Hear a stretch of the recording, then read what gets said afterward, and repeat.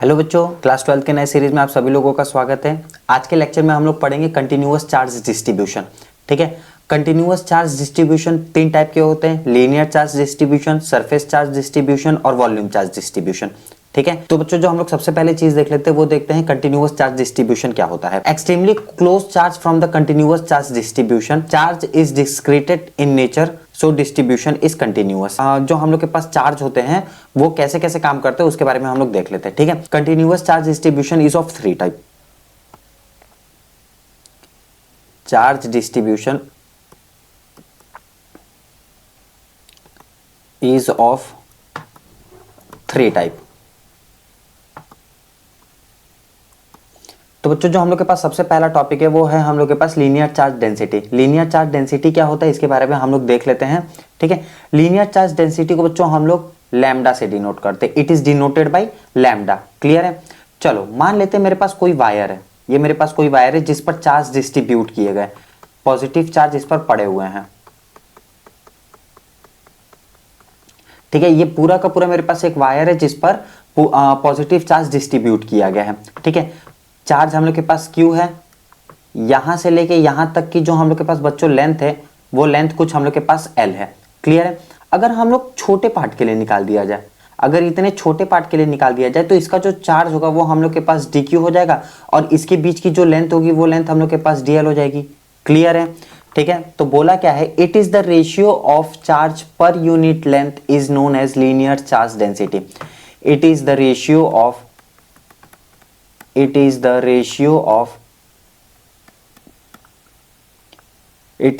ratio of charge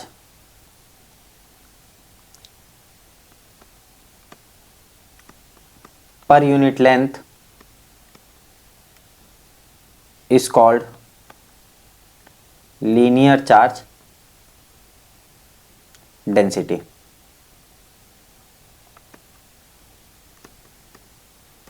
clear है बच्चों, linear charge density क्या होता है? सभी लोगों को फिगर भी समझ में आ गया। अब चलो इसका देख लेते हैं। लैम्डा से डिनोट करते हैं। लैम्डा इज इक्वल टू, अगर हम लोग नॉर्मल के लिए पूरे के लिए निकाला जाए, इस पूरे वायर के निकाला जाए तो हम लोग के पास चार्ज अपॉन लेंथ हो जाएगा। लेकिन अगर हम लोग एक छोटे पाथ के लिए निकाल रहे हैं तो lambda is equal to d q upon d l हो जाएगा। क्लियर है? अगर हम लोग डी क्यू को बाहर निकाल लें तो हम लोग के पास लैम्डा डीएल मिल जाएगा। क्लियर है? ये हम लोग के पास बच्चों मेन फॉर्मूला है और इससे रिलेटेड हम लोग ये फॉर्मूला निकाले। ये फॉर्मूला कहां पर यूज होगा ये आप लोगों को आगे क्लास में पता चल जाएगा कि इस फॉर्मूले का कहां यूज किया गया। इसीलिए अभी से आप लोग समझते हुए चलना कि डी क्यू जो हम लोग के पास चार्ज है वो निकला है तो वो लैम्डा डीएल के बराबर है। क्लियर है? कब? जब हम लोग के पास लीनियर चार्ज डेंसिटी होता है तब। तो वैसे ही हम लोग के पास सरफेस चार्ज डेंसिटी में भी मिलेगा और वैसे ही हम लोग के पास वॉल्यूम चार्ज डेंसिटी में भी मिलेगा। क्लियर है बच्चों? अब इसका यूनिट देख लेते हैं। यूनिट क्या होगा हम लोग के पास? इसकी जो यूनिट होगी बच्चों वो हम लोग के पास होगा कूलम पर मीटर। अब जब यूनिट निकल गया तो डायमेंशन निकाल सकते हैं।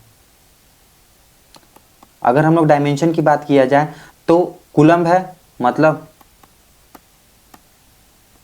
80 और मीटर दिया हुआ है तो लेंथ, इसको जब हम लोग करेंगे m0 l-1 a1 और t1,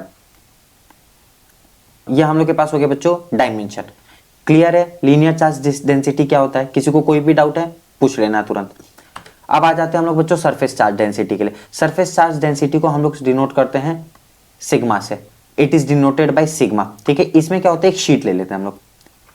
एक शीट में इसमें क्या होता है, बहुत सारे चार्जेस पड़े हुए हैं। ये हमारे पास बहुत टाइप के चार्जेस, पॉजिटिव चार्जेस इसमें पड़े हुए हैं। ये हम लोग के पास एरिया पर काम करता है। ठीक है बच्चों, तो इसकी जो एरिया हुई वो A और इसमें चार्ज Q निकल रहा है। लेकिन अगर एक छोटे पाथ की बात किया जाए, एक छोटे पाथ सिर्फ और सिर्फ अगर मैं इतने की बात किया जाऊं और इतनी की अगर एरिया निकाला जाए तो DA, और अगर इतने पे चार्ज निकाला जाए तो DQ। क्लियर हो गया? किसी को कोई डाउट? देख लेते हैं इसका। ये बोलता क्या है, it is the ratio of charge per unit area. It is the ratio of charge per unit area is known as surface charge density. It is the ratio of charge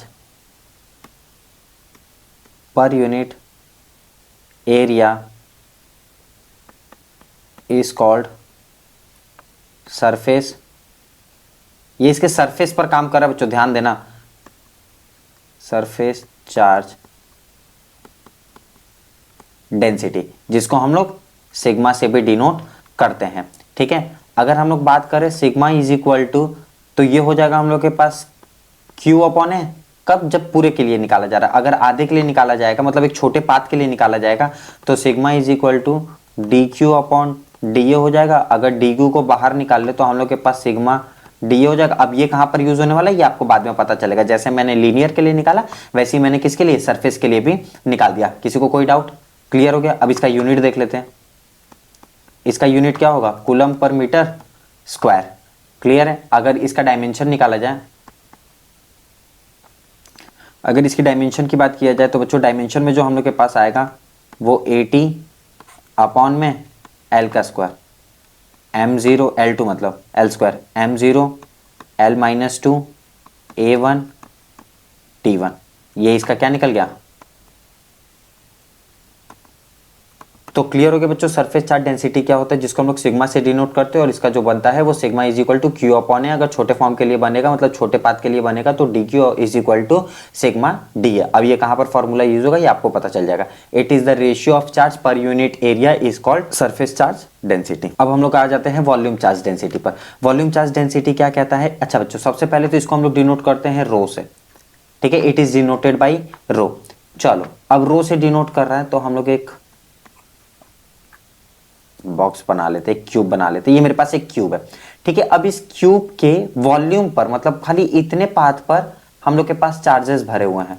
सिर्फ इतने पाथ पर मेरे पास charges भरे हुए हैं। जब इतने path पर चार्जेस भरे हुए हैं तो इसका कुछ वॉल्यूम होगा, वो वॉल्यूम कुछ V हो जाएगा, और इसमें जो चार्ज दौड़ रहा है वो चार्ज कुछ Q हो जाएगा।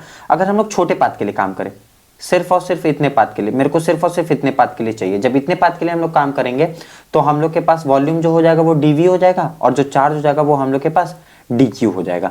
क्लियर हो गया ये चीज? कोई भी डाउट है तो पूछ लेना। ठीक है, अब इसमें क्या कहते हैं, charge per unit volume is called volume charge density. Charge per unit volume. ठीक है, जब चार्ज पर यूनिट वॉल्यूम काम करता है तो हम लोग के पास वॉल्यूम चार्ज डेंसिटी के नाम से कहलाते हैं, जिसको हम लोग रो से डिनोट करते हैं।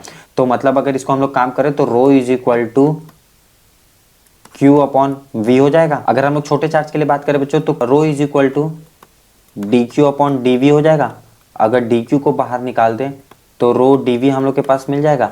यह हम लोग के पास हो गया एक और फॉर्मूला जहां पर हम लोग वॉल्यूम के बारे में देखेंगे। अगर इसकी यूनिट की बात किया जाए तो यूनिट हो जाएगा इसका कूलम पर मीटर। कोई डाउट है? क्लियर है। अगर इसका हम लोग डायमेंशन निकाला जाए तो डायमेंशन में हम लोग को निकलेगा 80 अपॉन में L का क्यूब। जब इसको निकालेंगे M0 L-3 A1 T1। कोई डाउट? क्लियर है। ये इसका हो गया डायमेंशन। तो हमने आपको कंटिन्यूअस चार्ज डिस्ट्रीब्यूशन में 3 टाइप के चार्जेस बता दिए, एक लीनियर चार्ज डेंसिटी, दूसरा सरफेस चार्ज डेंसिटी, तीसरा volume charge density. Linear charge density क्या होता है ये भी क्लियर हो गया, सरफेस चार्ज डेंसिटी क्या होता है ये भी क्लियर हो गया, और वॉल्यूम चार्ज डेंसिटी क्या होता है ये भी क्लियर हो गया। तो किसी को अगर कोई भी डाउट होगा बच्चों तो आप लोग कमेंट सेक्शन में हमको कमेंट करके बताना कि आप लोग को इस टॉपिक पर डाउट है, मैं उस पर अच्छे से वीडियोस फिर से आप लोग को समझा दूंगा। तो बच्चों आज के लिए बस इतना ही, मिलते हैं अगले लेक्चर में। Thank you.